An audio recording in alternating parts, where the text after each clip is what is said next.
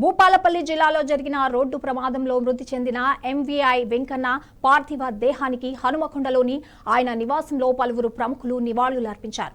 మంత్రి Ponnam Prabhakar, PCC chief Mahesh Kumar Goud, MP Kadiyam కావ్యతో పాటు పలువురు ఎమ్మెల్యేలు, ఉన్నతాధికారులు కుటుంబ సభ్యులను పరామర్శించి ధైర్యం చెప్పారు.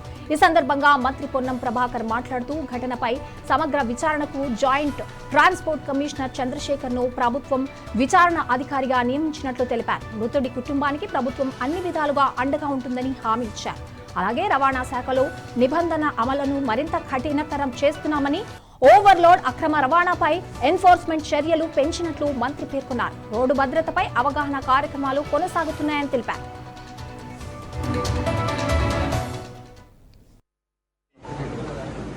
వెంకన్న గారు ఉదయం జరిగినటువంటి ఇన్సిడెంట్ లోపల మరణించినారు.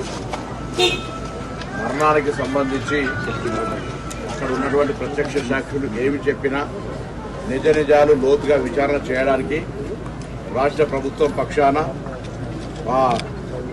Transport principal secretary, joint transport commissioner Chandrasekhar గారిని విచారణ అధికారిగా నియమించి వెంటనే నివేదిక సమర్పించి అది ప్రమాదము, ఎటువంటి అనుమానాలు, అక్కడ జరిగినటువంటి ఇన్సిడెంట్కు సంబంధించి యావత్ సమాచారం తెలుసుకోమని ఆదేశించడం జరిగింది ప్రభుత్వం పక్షాన.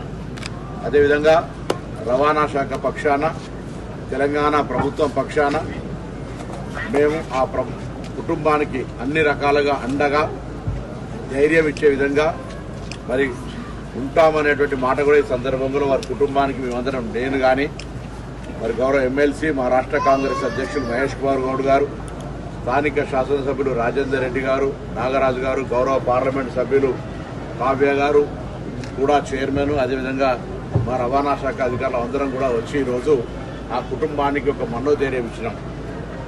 రాష్ట్ర వ్యాప్తంగా మరి రవాణా శాఖ పక్షాన ఎప్పటికప్పుడు రవాణా నిబంధనలను అమలు చేస్తూ మరి నిబంధనలను అతిక్రమించిన వాళ్ళపై చర్యలు తీసుకునే ప్రక్రియ